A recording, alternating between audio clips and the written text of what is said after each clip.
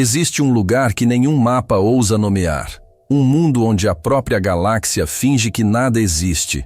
Não por medo, mas por vergonha. Nêmesis 9, onde o universo enterra seus erros. E foi lá, nesse cemitério de civilizações esquecidas, que a fagulha da maior revolta interespécie da história começou. Não com um exército, mas com um erro, um humano, um piloto, que jamais deveria estar ali. Imagine um planeta que ninguém ousa mencionar. Não está registrado em cartas estelares. Não. É citado nos arquivos das federações. Até mesmo os piratas espaciais evitam suas órbitas. Nêmesis 9. Não é um lugar. É um segredo. Uma falha no orgulho galáctico. Uma rocha esquecida, flutuando entre pulsares instáveis e campos gravitacionais distorcidos, onde a física parece cambalear e a sanidade evapora. Dizem que foi encontrado por acaso, milênios atrás, quando sondas de mineração detectaram um padrão irregular de radiação. Mas em vez de riquezas, encontraram ecos, sinais de guerras antigas, restos de impérios que jamais existiram nos registros oficiais. A decisão foi unânime. Se não podemos apagar nossos erros, vamos enterrá-los. E assim nasceu Nêmesis 9. Não como uma prisão para punir, mas como um buraco negro moral, um local para onde civilizações inteiras enviam o que desejam esquecer. Criminosos de guerra, experimentos fracassados, espécies indomáveis, traidores genéticos, exilados sem julgamento, sem apelo, jogados em cápsulas, deixados para morrer, ou pior, sobreviver, porque em Nêmesis 9 não há muros, não há guardas. A prisão é o próprio planeta, sua geografia distorcida, sua natureza hostil. E a única lei que sobrevive é a força bruta. Nêmesis 9 nunca foi apenas um planeta. Com o tempo, o que era para ser uma prisão degenerou, sem supervisão, sem resgate, sem lei. As cápsulas de exílio continuaram caindo, uma após a outra, vindas de impérios distantes, que desejavam apagar nomes inconvenientes da história. E os exilados sobreviveram, separados por raças, por ideologias, por ódio antigo, mas unidos por um destino cruel, lutar ou ser devorado. As primeiras décadas foram de caos puro. Tribos nasceram e morreram no mesmo ciclo solar. Tecnologias se tornaram sucata, linguagens se fundiram até que restasse apenas o instinto. E dos escombros da selvageria, surgiram os mais fortes, aqueles que souberam transformar dor em domínio, fraqueza em punição, fome em estratégia. Assim, nasceram os senhores do planeta, e entre eles, uma raça se destacou. Os primeiros a organizar clãs, a forjar armas rudimentares com metal arrancado das naves caídas, a transformar violência em cultura. Eles não pediram por Nêmesis, eles a moldaram. Eles são os Jraks. Os Jraks não eram os maiores nem os mais inteligentes, mas eram os mais adaptáveis. Quando as cápsulas de exílio deixaram de cair, quando os recursos naturais viraram poeira sob os ventos corrosivos, eles não apenas resistiram, eles evoluíram. Sua biologia começou a se modificar. Ossos mais densos, pele que se transformou em carapaças orgânicas, glândulas que absorviam radiação como fonte de energia. Seus corpos se moldaram ao ambiente como se o planeta tivesse decidido torná-los seus filhos legítimos, ou talvez seus predadores definitivos. Mas não foi só o corpo que mudou. Os Jraks criaram uma cultura baseada em 3 pilares: sangue, honra e supremacia. Cada nascimento era acompanhado de um ritual brutal, onde o recém-nascido era mergulhado em um líquido corrosivo. Se sobrevivesse, tinha o direito de viver. Se não, era alimento para os mais fortes. A infância durava semanas. Aos 2 ciclos de vida, já lutavam em arenas circulares, onde aprendiam que hesitar significava ser esmagado. A morte não era um castigo. Era uma lição pública, um lembrete. E, acima de tudo, uma oportunidade para os outros evoluírem. Eles não tinham palavras para a paz, apenas variações de domínio e controle. Sua linguagem era feita de cliques, sons guturais e gestos violentos. Seus líderes não usavam coroas. Usavam cicatrizes, ossos arrancados dos rivais e tatuagens queimadas à força na carne viva. Cada clã de Hax tinha um totem, artefatos construídos com restos de inimigos. Os totens contavam histórias, guerras vencidas, tribos devoradas, traições esmagadas. Eles não cultuavam deuses, cultuavam os ancestrais mais violentos que foram eternizados não por palavras, mas pelos gritos que ainda ecoavam nos campos de ossos. E sob esse reinado de força cega, surgiu um ciclo interminável. Todo novo líder precisava provar seu valor matando o anterior. Foi assim que nasceu o mais temido de todos, Tarzul, o primeiro chacina. Diziam que ele matou sua própria ninhada antes mesmo de sair do ovo, que devorou sua mãe durante o parto. Verdade ou mito não importava. Tarzul era temido porque trouxe ordem ao caos, não pela diplomacia, mas por exterminar qualquer outro clã que não se curvasse. Sob seu comando, os Jahaks se expandiram como uma infecção. Clãs rivais desapareceram. Cidades improvisadas foram esmagadas e refundidas em fortalezas de metal e carne. Eles passaram a caçar os recém-chegados com prazer. Novos exilados eram jogados em arenas. Se sobrevivessem, viravam gladiadores. Se perdessem, eram devorados em festas tribais. A brutalidade virou entretenimento. Mas havia algo mais. Um propósito oculto nos olhos de Tarzul. Ele não queria apenas dominar Nêmesis 9. Ele queria exportar sua doutrina. Preparava seu povo para a guerra, fora do planeta. Para o dia em que o universo parasse de ignorar os Jahaks e passasse a temê-los. E enquanto isso, os demais exilados observavam em silêncio, enterrando esperanças sob camadas de sobrevivência. Ninguém ousava resistir. Ninguém ousava questionar. Até que, um dia, do céu rasgado por um acidente, algo caiu. Não era uma cápsula.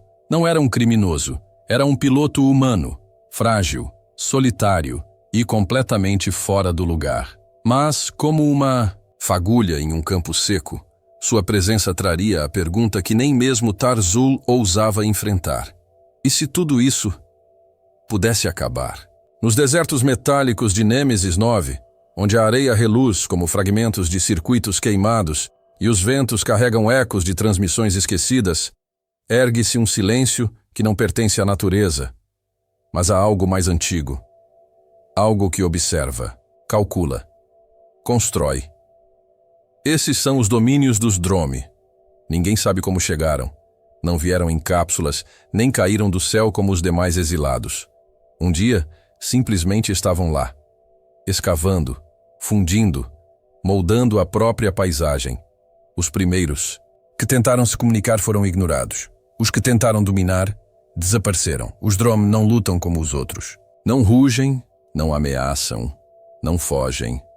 São altos, esguios, feitos de uma simbiose perfeita entre metal e carne. Seus membros se rearranjam. Suas ferramentas surgem do próprio corpo. Seus olhos brilham em espectros que a maioria das espécies não enxerga, eles constroem. Mas o que constroem? Ninguém tem certeza. Algumas estruturas se parecem com torres de vigia, outras com armas enterradas. Algumas cidades inteiras desapareceram após os Dromi se estabelecerem nas redondezas. Sem guerra, sem gritos. Apenas sumiram. E onde antes havia civilização, agora há silêncio e arquitetura alienígena. Sua linguagem não é falada, é codificada em pulsares, emissões térmicas e micro-oscilações gravitacionais. É como se cada gesto fosse um comando. Cada passo, um cálculo. Cada presença, um algoritmo em andamento. Mesmo os Jahaks evitam os territórios Dromi, não por medo, mas por respeito. Um respeito primal, semelhante ao de um predador diante de algo que não compreende. Tarzul, apesar de sua sede por domínio, jamais tentou conquistar os Dromi. Ele sabia o que outros aprenderam da pior forma. Você não conquista o que não reage. Você não destrói o que já previu sua tentativa. Antes mesmo de você decidir. Nos escombros de uma estação caída, dizem que há registros visuais de um drone desmantelando uma nave inteira com um simples toque. As ligas metálicas se desfaziam, como se obedecessem à vontade daquele ser. Os códigos de travamento se corrompiam espontaneamente. E as armas simplesmente paravam de funcionar. Alguns especulam que os Dromi não são exilados. São observadores, enviados por uma civilização esquecida, ou talvez por algo além da própria galáxia.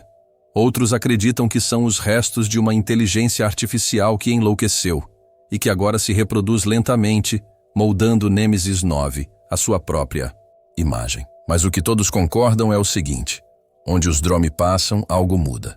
A paisagem se transforma, a tecnologia se adapta, e os seres vivos desaparecem ou voltam diferentes.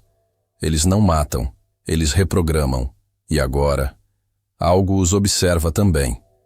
Porque desde que o humano caiu no planeta, os Dromi interromperam suas construções. Uma pausa global. Um silêncio ainda mais profundo. E em vez de ignorá-lo como todos os outros, um dos Dromi o seguiu. Sem som, sem contato. Apenas o seguiu, como se algo naquele humano houvesse despertado um protocolo esquecido. Um fragmento de código adormecido. Havia séculos, uma conexão. Talvez aquele piloto não tenha apenas caído em Nêmesis 9. Talvez ele tenha ativado algo, e em um planeta que enterra seus erros, isso pode ser a faísca, ou o início de um novo plano de execução. Enquanto os Gerraks dominam a superfície com sua brutalidade tribal, e os Dromi transformam desertos metálicos em fortalezas vivas, existe um terceiro domínio em Nêmesis 9, um mundo abaixo da Terra, ou talvez ao lado dela. Ali, sob as planícies cintilantes e as formações de quartzo pulsante, repousam os Eldrith, os esquecidos. São seres translúcidos, de formas altas e etéreas, com olhos que não refletem luz, mas memórias. Suas peles são como véus líquidos, refratando pensamentos e emoções. Seus corpos parecem feitos de névoa cristalizada, movendo-se com a leveza de uma ideia. Ninguém sabe de onde vieram. Poucos sequer os viram. Menos ainda sobreviveram ao encontro. Mas em Nêmesis 9, existem lendas. Lendas que dizem que os Eldrith não vivem no tempo como nós, que eles já viram este planeta morrer e nascer novamente, e que, na verdade, não são apenas uma raça, mas ecos de uma consciência esquecida. Eles se comunicam por sussurros mentais, não com palavras, mas com sensações, imagens, vertigens. Às vezes, um guerreiro Gerrax sente um calafrio antes da batalha e recua. Outras, um Dromi para de construir e olha para o céu como se tivesse entendido algo impossível. Dizem que os Eldrith não interferem, não comandam, apenas observam. Mas os mais velhos entre os condenados, os poucos que sobreviveram décadas em Nêmesis 9, contam algo diferente. Eles falam de uma profecia Eldrith, de que um elemento externo viria, um catalisador, um erro no sistema, um humano, não um salvador, não um messias, mas uma fagulha. Os Eldrith esperam essa fagulha há séculos, esperam por algo que os faça romper seu silêncio milenar, por alguém que desperte o fragmento final de uma memória enterrada no núcleo cristalino do planeta. E nesse instante silencioso, enquanto as estrelas giram em seus ciclos impassíveis e o caos reina lá fora, um murmúrio sutil percorre a consciência coletiva dos Eldrith. Ele chegou. O espaço não perdoa erros, uma única falha de cálculo em uma curva gravitacional, e o impossível se torna inevitável.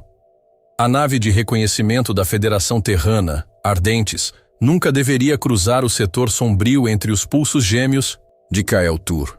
Mas entre o silêncio dos sensores e o colapso inesperado de uma dobra, um grito digital ecoou no vazio e desapareceu. Em segundos, o espaço se rompeu. A carcaça flamejante da Ardentes cruzou a atmosfera de Nêmesis 9 como um cometa suicida, arrastando destruição e espanto por onde passou.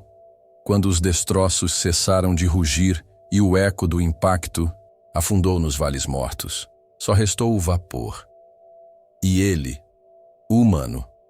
Seu nome, irrelevante. Pelo menos naquele momento. Ele não era soldado, não era estrategista, mercenário ou cientista de elite. Era apenas um piloto de navegação auxiliar, um observador. Um espectador do cosmos, mas o destino, ou o erro, o colocaria no centro de algo muito maior. Confuso, ferido e com o uniforme rasgado pelo calor da reentrada, ele ergueu-se sobre a rocha viva e então viu os céus, negros e pulsantes. Criaturas, o observando das sombras, as montanhas, respirando, o planeta, vivo e hostil. Ele havia caído no lugar onde o universo enterra o que não pode perdoar. Os primeiros a encontrá-lo foram os espreitadores de sangue, batedores dos Jarraks. Moviam-se como feras, farejando medo, prontos para dilacerar qualquer coisa que não se ajoelhasse. Mas ele não ajoelhou, ele não suplicou, não por orgulho, mas por ignorância. Ele não conhecia as regras de Nêmesis 9 e por isso não as respeitou. E foi justamente essa ignorância, essa ausência de submissão, que fez algo travar nos instintos dos caçadores. Eles o cercaram, rosnaram, o golpearam, mas não mataram, porque em seus olhos eles viram algo diferente, um tipo de fogo que não era fúria, era dúvida, um calor que os confundia. Naquele instante, o primeiro traço da revolta surgiu, não no humano, mas nos próprios Jarraks. O medo de que alguém que não conhece suas correntes possa ensinar os outros a quebrá-las. E assim, com sangue no rosto e sem entender o idioma ao seu redor, o humano foi arrastado, não como presa, mas como sinal. Ele seria levado ao alto trono de ossos, onde os líderes dos Jarraks julgavam os estrangeiros e executavam os hereges. Mas antes do veredito, o planeta o observaria. Cada raça, cada mente, porque aquela queda, aquele impacto flamejante, talvez tenha sido o estopim que Nêmesis 9 esperava há séculos. A arena era feita de ossos, não como metáfora, mas literalmente. Colunas de vértebras gigantescas sustentavam o céu esfumaçado de cinzas. Crânios polidos de criaturas extintas formavam arquibancadas. O chão? Um mosaico de costelas fundidas pelo tempo e pelo fogo. No centro, um pedestal com correntes enferrujadas. O lugar dos condenados. Foi ali que o humano foi lançado, algemado, sangrando, observado. Os Jarraks se reuniram em silêncio ritualístico, suas carapaças negras cobertas de símbolos desenhados com sangue fresco. Lá no topo, sobre um trono forjado com espinhos de criaturas antigas, estava o Gortan, o patriarca da matilha de ferro, Kurna-Ketel Votrax. Gritou uma das líderes. A tradução anos depois ecoaria em registros proibidos. Este verme nos caiu do céu. Que seja esmagado sob nossos mandamentos. Mas o humano não entendeu. Em vez de tremer, ele levantou os olhos, respirou fundo e com um olhar cortante murmurou: "Onde eu estou?" A pergunta, simples e sem sentido para os presentes, soou como uma afronta. Não pela ignorância, mas pela ausência de medo. A multidão rugiu. Alguns exigiam execução, outros apenas queriam vê-lo quebrado. Gortan desceu lentamente. Cada passo fazia o chão vibrar.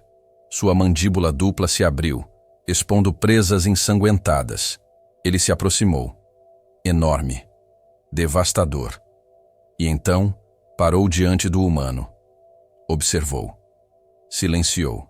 A multidão, com um gesto, ergueu uma das garras e pressionou contra o peito do prisioneiro. Dor ou silêncio, disse em um sotaque quebrado, aprendido de outros capturados. O humano hesitou. A pergunta fazia pouco sentido. Eu escolho respostas. Gortan pareceu confuso. Naquela prisão selvagem, onde até o silêncio era comprado. Com dor, nunca alguém tinha ousado perguntar. Ali, onde questionar era fraqueza. Aquele humano era um erro estatístico, e erros, quando ignorados, viram rachaduras.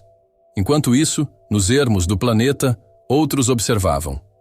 Os Dromi, silenciosos, gravaram o evento com seus olhos ópticos. Os Eldrith, ocultos sob as cavernas de luz líquida, sentiram um tremor sutil na consciência coletiva. Um ser sem poderes, sem armas, sem aliados, e ainda assim... Quebrou a ordem com uma pergunta. No dia seguinte, ele foi libertado. Não por clemência, mas como entretenimento. Os Jirax decidiram deixá-lo vivo, solto, observado, como um animal estranho num território de caça.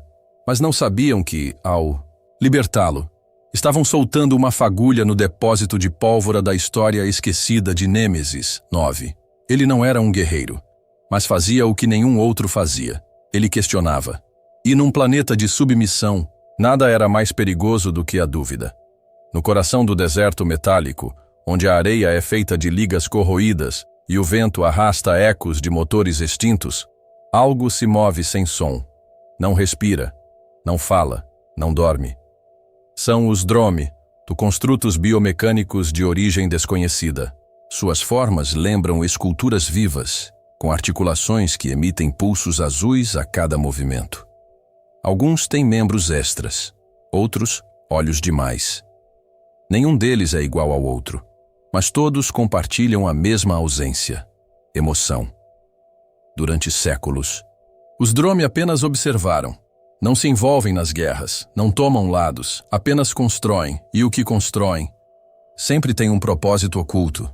Torres que não transmitem nada, portais que não levam a lugar algum, armas que ninguém sabe como ativar. Mas tudo muda quando o humano entra na zona de silício morto, um território que nem os Jirax ousam pisar ali. O chão pulsa com circuitos vivos. O céu parece estagnado, como se o tempo ali hesitasse em seguir adiante. Ele caminha, ainda com os trapos dos cativeiros, sem rumo, com fome, até que sente, não vê, não ouve, mas sente. O ar muda. Gravidade parece vacilar, e então ele percebe que está cercado. São 8, talvez 12, talvez centenas. É impossível contar. Pois os Dromi surgem das sombras como se fizessem parte delas. Um deles se aproxima. Tem o torso alongado como um obelisco e uma cabeça dividida em placas móveis. Nenhuma saudação, nenhuma ameaça, apenas análise. Luzes percorrem o corpo do humano como se o estivessem mapeando. Ele não recua, já não tem mais nada a perder. Vocês também querem me matar? Silêncio. Então, o Dromi maior projeta uma imagem diante dele. Um coração humano, pulsando, fragmentado, em chamas, e abaixo dele, uma palavra em uma linguagem antiga, depois traduzida mentalmente por alguma tecnologia alienígena. Catalisador. O humano não entende, mas os Dromi entenderam ele. Durante milênios, estudaram todas as espécies jogadas ali, decifraram seus padrões, conheceram suas violências, ignoraram suas súplicas, mas agora, pela primeira vez, encontram um comportamento não previsto, um ser que não quer. Dominar, sobreviver ou destruir, apenas compreender. Para os Dromi, isso é novo, e o novo precisa ser testado.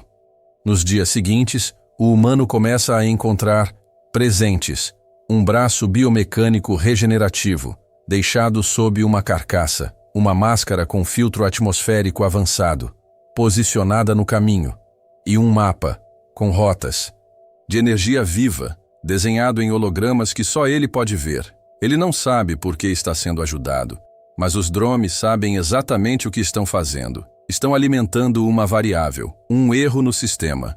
E os sistemas, quando expostos ao imprevisível, entram em colapso.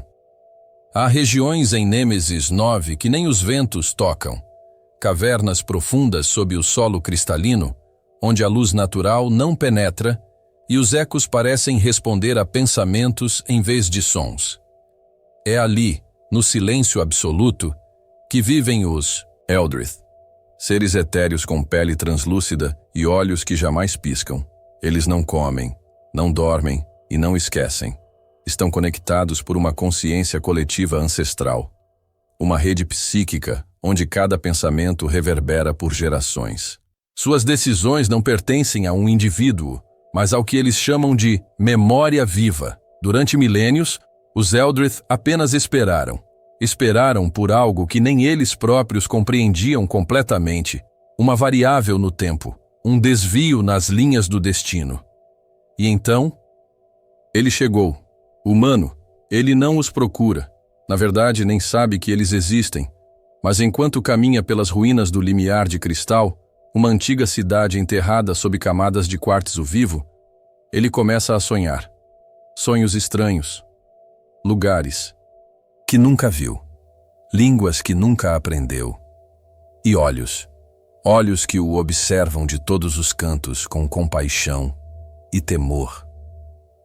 Na terceira noite, ele acorda com sangue saindo do nariz. Na quinta, começa a ouvir vozes, não nos ouvidos, mas na mente. E então, nas profundezas de uma câmara esquecida, uma figura translúcida se materializa diante dele. Você não... É daqui, sussurra em uma voz que é formada por dezenas de outras, simultaneamente. O humano engole seco. Nenhum de nós é, responde. A figura não sorri, mas seus olhos brilham. E pela primeira vez em eras, um Eldrith se manifesta fora da rede psíquica. Eles não falam com os Jarraks, não interagem com os Drom. Mas algo naquele humano ativa um antigo protocolo. Um eco de profecias antigas, preservadas na memória viva. Quando o estrangeiro quebrar os ciclos de silêncio e a dor deixar de ser o idioma comum, então o fio partido será reatado, e o que foi separado caminhará junto outra vez. Eles chamam o humano de nó desfeito, o elo que não deveria existir. Você é um ponto de interseção, dizem, um erro no cálculo de todos os sistemas. E por isso, talvez seja a única solução verdadeira. O humano não entende completamente, mas sente o peso daquelas palavras. Nas horas seguintes, mais Eldrith surgem sem forma definida como neblinas de luz viva. Tocam sua pele, acessam suas memórias, compartilham as próprias. Ele vê o nascimento de Nêmesis 9, vê a traição dos primeiros impérios, vê as guerras que nunca chegaram ao conhecimento da galáxia. E então, os Eldrith mostram algo que ninguém mais jamais viu, um caminho. Não uma rota de fuga, nem um plano de ataque, mas uma convergência, onde as três espécies principais, se unidas, poderiam fazer aquilo que ninguém jamais ousou tentar: desativar o coração do cárcere, o núcleo de energia no centro de Nêmesis 9, a fonte de sua gravidade distorcida, o selo da prisão eterna. Mas isso exigiria o impensável: confiança, cooperação, sacrifício. Os Eldrith dizem: não somos guias, somos memória. Cabe a você, humano, decidir o próximo ciclo. E então, como surgiram, desaparecem, mas deixam algo para trás. Um cristal. Pequeno, brilhante, pulsante, ele o toca e sente, pela primeira vez desde que caiu naquele mundo. Esperança. O cristal pulsa, não como uma pedra, mas como um coração. Desde que o humano o tocou, algo começou a mudar. Não apenas nele, mas em toda Nêmesis 9. As correntes de energia subterrânea vibram com nova frequência. Torres de comunicação há muito silenciadas emitem estalos esporádicos. Nas grandes muralhas dos Jarraks, sensores antigos detectam um padrão esquecido, o mesmo sinal que marcou a última tentativa de rebelião total, há quase 4 ciclos galácticos. Os senhores da prisão entram em pânico. Para eles, tudo precisa continuar como sempre. Controle absoluto, violência sistemática e divisões permanentes. Unir é perigo. Esperança é rebelião. A ordem depende da dor. O general Haut-Zor, um Jarrax com a armadura fundida à própria carne, reúne o Alto Conselho Bélico. Seu olhar fixo na pulsação do cristal que agora emana do subsolo como um farol. Ele os unirá, diz. A anomalia humana é um vírus narrativo. Infecta mentes, inspira ação e precisa ser extirpado. Caçadores de garras negras. São enviados milhares, cada um com um único objetivo: matar o humano antes que ele cruze a linha zero. A zona proibida onde os Dromi, Eldrith e humanos escravizados começam a interagir com intensidade perigosa. Mas o humano não está mais sozinho. Os Dromi, silenciosos como sempre, começam a mexer suas estruturas. Torres biomecânicas que estavam enterradas sob os desertos emergem como dentes de titãs. Máquinas esquecidas se reconfiguram em formas híbridas e, pela primeira vez, os Dromi seguem alguém por vontade própria, um ser de carne. A revolta que nunca existiu começa a existir. Enquanto isso, os Eldrith observam tudo em silêncio, à distância. Eles não tomam lados, mas começaram a sentir algo que há séculos havia desaparecido de sua rede mental. Vibração emocional coletiva, empatia e uma pergunta. Sussurra em suas consciências. Se o humano pode alterar padrões tão antigos, o que mais ele pode ressignificar? A resistência começa a tomar forma. Um Dromi se aproxima do humano. Ele não fala, mas oferece sua própria fonte de energia, fundida ao braço, como uma extensão de sua essência. O humano hesita, mas aceita. O cristal Eldrith se encaixa na peça biomecânica e o que antes era apenas um homem perdido, agora é algo mais, um canal, um conector, uma ponte viva. Ele começa a transmitir uma mensagem pela primeira vez em todas as frequências conhecidas de Nêmesis 9. Se podemos sofrer juntos, também podemos lutar juntos. E se lutarmos juntos, podemos sair juntos. A resposta vem em rajadas de plasma. Os Jehaks não querem discurso, querem silêncio. Mas agora, o silêncio acabou. Grupos de ex-prisioneiros, Dromi e Eldrith se armam. Cada facção, guiada por um propósito novo. Sobrevivência com dignidade. Liberdade com identidade. A guerra não é mais entre opressor e oprimido, é entre o passado que resiste à mudança e o futuro que se recusa a morrer. No horizonte, o campo de batalha se ergue. Um cinturão de torres, veios de energia instável, naves enterradas reativadas e um humano no centro com um cristal pulsando em seu peito como se fosse parte de sua alma. O coração de Nêmesis 9. Não é um lugar, é uma consciência, adormecida, oculta sob quilômetros de sedimentos, morte e ferro corroído. Mas agora, algo a despertou. O humano, com o cristal fundido ao peito e a máquina Dromi integrada ao braço, ele não é mais apenas carne e osso, é símbolo, é falha, é possibilidade. E por isso, o núcleo começa a ouvir. Local, Câmara Zero, o centro geodésico da prisão. Lá, as fundações de Nêmesis 9 formam um labirinto vivo de energia ancestral, alimentada por sofrimento. A prisão sempre foi uma máquina simbiótica, parasita e hospedeira. A multidão chega com armas improvisadas, máquinas despertas, Dromi vibrando em uníssono, Eldrith canalizando memórias milenares. E no centro, a decisão. Porque o núcleo não é apenas fonte de energia, é um portão. Ele pode libertar todos os seres, desmontando a estrutura orbital que mantém Nêmesis 9 como planeta prisão. Mas isso vem com custo. Ao abrir o portão, diz uma voz antiga, surgida da vibração cristalina, o planeta deixará de existir como prisão e como ecossistema. Tradução: todos os que não conseguirem fugir, morrerão. Mas o universo conhecerá a verdade e jamais criará outro lugar como este. As facções se dividem. Alguns querem apenas escapar, outros desejam justiça total e muitos têm medo. Mas o humano entende. A escolha nunca foi entre viver ou morrer. Foi entre seguir repetindo a dor ou assumir o risco de mudar o curso da história. A batalha começa antes da decisão final. Os Jehaks lançam tudo. Naves ocultas sob a crosta emergem como monstros. Frotas de bombardeiros orbitais disparam sem distinção. Até mesmo criaturas de contenção biológica, híbridos criados para exterminar, são libertas em desespero. Mas agora, os povos têm algo que os Jehaks jamais entenderam. Vontade coletiva. Esperança armada, Fúria com propósito. Os Eldritch canalizam seus cristais em torres que formam uma barreira de luz. Os Drom fundem corpos e máquinas em colossos de combate. Os humanos lideram em táticas, coordenação e coragem cega.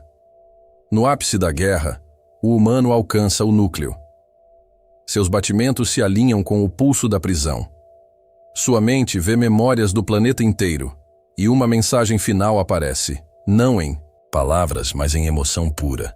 Você pode nos libertar, mas precisa escolher perder. Só quem solta rompe o ciclo. Ele aciona o cristal. Do luz.ruído, colapso.